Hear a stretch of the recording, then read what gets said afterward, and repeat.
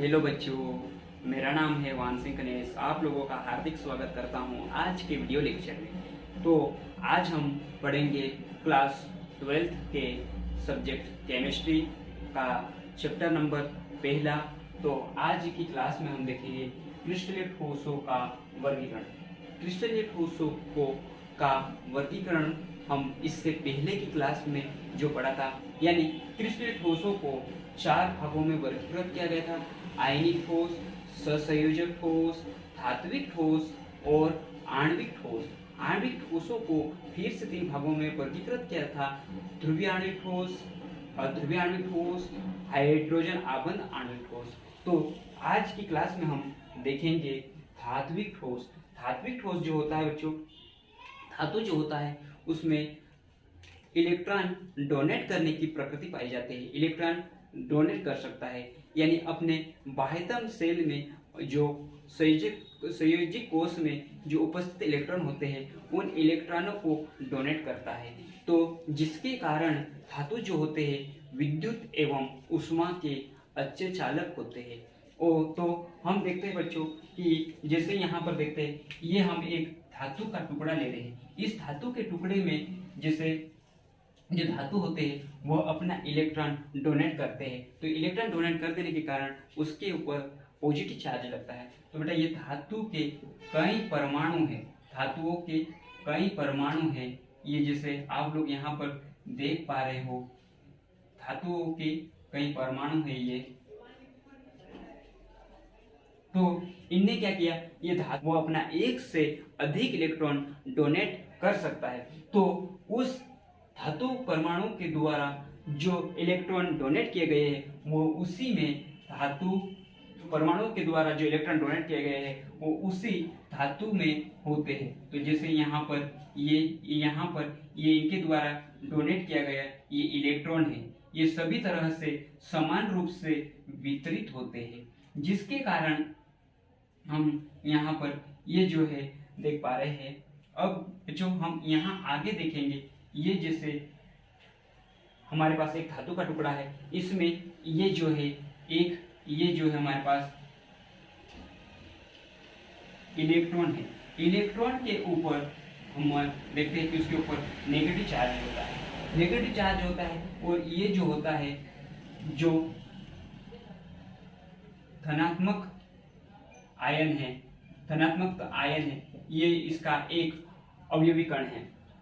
अब देखते हैं बच्चों कि यहाँ पर ये जो आपका धातु परमाणु ये जो है, अब इस को देखो, ये जो है यहाँ धनायन और फिर आपका ये जो है इलेक्ट्रॉन के ऊपर ऋण आयन। तो यहाँ पर हम इसको ऐसा भी बता सकते हैं, ये ऋण आयन है। तो ये क्या करता है कि ये इस ऋण आयन और ये धनायन और ये धनायन, दोनों धनायन के बीच में ऋण आयन, ऐसे ही पूरे धातु में उपस्थित है। तो ये क्या करते हैं, ये एक दूसरे को अगर अट्रैक्ट कर रहे हैं, आबंधित कर रहे हैं इनको, जिसके कारण ये आपस में बंधे हुए होते हैं, जिसके कारण ये ठोस होते हैं। अब यहाँ पर हम देख पा रहे हैं कि ये जैसे है, अब आप लोग पहले की क्लास में, छोटे क्लास में पढ़ चुके हैं कि जैसे ये फिजिक्स में भी पढ़ा आप लोगों ने कि अगर ये आपके धन आयन होंगे तो ये क्या करेंगे, ये एक दूसरे को रिपल्सन करेंगे। लेकिन जैसे यहाँ पर ये ऋण आयन और ये ऋण आयन है, तो भी ये एक दूसरे को क्या करते हैं, रिपल्सन करते हैं, प्रतिकर्षित करते हैं। लेकिन अगर यहाँ पे आपका एक ऋण आयन और एक आपका आ गया धन आयन, तो ये क्या करते हैं, ये एक दूसरे को आकर्षित करेंगे। क्या करेंगे, एक दूसरे को आकर्षित करेंगे। तो वही हो रहा है, यहाँ पर एक ऋण आयन है और एक धन आयन है, जिसके कारण ये आपस में अट्रैक्ट हो रहे हैं। इसी कारण से अपनी जो धातुएं जो होती है वह ठोस अवस्था में पाई जाती है।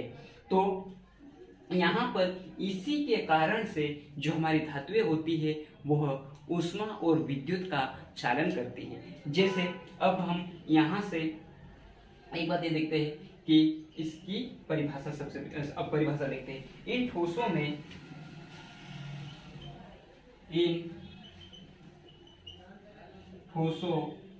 में अवयवी कण धनात्मक धात्विक आयन एवं मुक्त इलेक्ट्रॉन होते हैं। ये मुक्त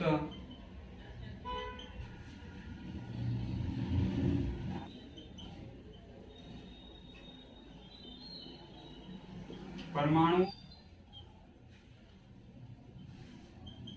उत्पन्न होते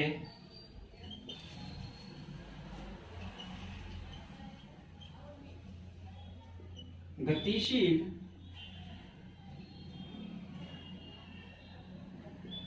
इलेक्ट्रॉनों एवं धन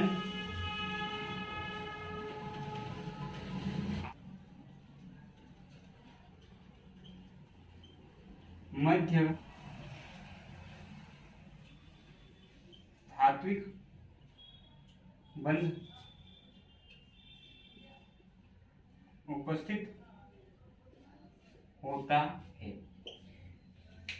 तो इस परिभाषा में हमने ये देखा कि इन ठोसों में अवयवी कण जो होते हैं धनात्मक धात्विक आयन जैसे ये वाला है, ये धनात्मक धात्विक आयन जो है ये हमारा एक अवयवी कण है एवं मुक्त इलेक्ट्रॉन ये वाले जैसे हमने ये बताइए, ये आपके डॉट डॉट दिखाई दिए है, इस डॉट डॉट को हम ये इलेक्ट्रॉन है, ये क्या है इलेक्ट्रॉन है, ये मुक्त होते हैं जिसके कारण ये मुक्त आयन एवं परमाणुओं के मध्य के द्वारा उत्पन्न होते हैं। ये कहां से आए ये मुक्त इलेक्ट्रॉन, ये इन धातु परमाणुओं के द्वारा उत्पन्न हुए। तो इन धातु परमाणुओं के द्वारा उत्पन्न हुए, तो वो भी हम यहाँ पे बता रहे थे कि ये धातु परमाणुओं के द्वारा उत्पन्न हुए।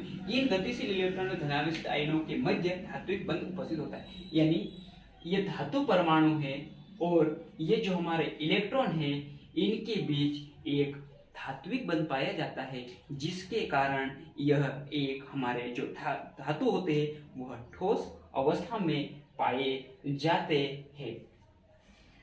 धात्विक आयन किसे कहते हैं? तो धात्विक आयन वे आयन होते हैं जो कि आपके धातु परमाणु यानी धनावेशित वाला भाग एवं इलेक्ट्रॉनों के मध्य लगने वाले आकर्षण बल यानी इसके और इसके बीच लगने वाले आकर्षण बल को ही धात्विक आयन कहा जाता है, धात्विक बंध कहा जाता है। तो बच्चों इस प्रकार से हमने ये समझा। अब इसके गुण के बारे में देखते हैं। इससे पहले अब हम इन धात्विक ठोस के गुण के बारे में देखते हैं। धात्विक ठोस के गुण, तो सबसे पहला गुण है बच्चों कि ये जो होते हैं ये ठोस धातु परमाणु द्वारा, पहला गुण है ये ठोस धातु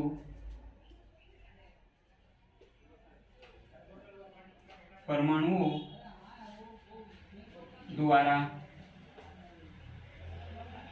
बने होते हैं। अगला गुण है यानी ठोस धातु परमाणुओं के द्वारा बने होते हैं। हाँ, एक बात और कि जो हमारे धात्विक आयन के जो उदाहरण हैं वो यहाँ पे मैं लिख देता हूँ एग्जाम्पल। जैसे हमारे पास धात्विक ठोस के जो उदाहरण हैं वो ये है, जैसे सिल्वर, कॉपर, निकल, ETC, ये जो है हमारे धात्विक ठोस के उदाहरण हैं। अब हम इन ठोसों में अंतर कण धात्विक बंध होता है। अगला गुण है ये अति मुलायम से अति कठोर होते हैं। जैसे मुलायम की बात करें तो अति मुलायम, यानी अति मुलायम से लेकर अति कठोर तक की बात करें। अगर मुलायम की बात करें बेटा तो यहाँ पर हम देखते हैं मुलायम वाले धातु में बात करते हैं तो सोडियम जो होता है आपका यह एक मुलायम धातु है बेटा। इसको हम चाकू की सहायता से भी हम इसको काट सकते हैं, इतनी नरम इतनी मुलायम धातु होते। अब हम यहाँ पर देखते हैं आगे।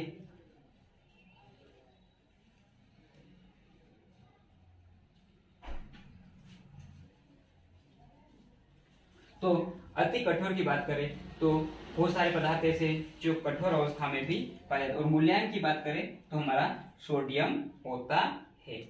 अगला गुण ये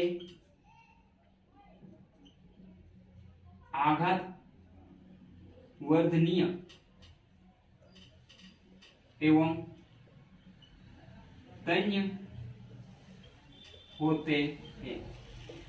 बेटा जिसे आघात वर्धनीय का मतलब होता है कि इसे हम गर्म करके अगर इसके ऊपर आघात पहुंचाते हैं, इसके ऊपर ठोकर पहुंचाते हैं तो ये एक टूटता पिटता नहीं है, और ये इसके ऊपर आघात पहुंचाने से एक चादर के रूप में परिवर्तित हो जाता है। जैसे आप लोगों ने देखा होगा कि सिल्वर जो होता है, सिल्वर की परत जो होती है एकदम ठोक ठोक के उसको एकदम लंबा चादर बनाया जा सकता है। इसी प्रकार से इन्हें गरम करके एक पतली तार के रूप में भी परिवर्तित किया जा सकता है, इसीलिए इसे कहा जाता है तन्य होते हैं। अब अगला गुण देखते हैं। अगला गुण ये है हमारा कि ये ऊष्मा एवं विद्युत के सुचालक होते हैं। अब ये ऊष्मा एवं विद्युत के सुचालक क्यों होते हैं? क्योंकि इसमें ये हमारे पास मुक्त इलेक्ट्रॉन पाए जाते हैं, जिसके कारण यह विद्युत का और ऊष्मा का सुचालक का कार्य करता है। बेटा आज के वीडियो में इतना ही, धन्यवाद।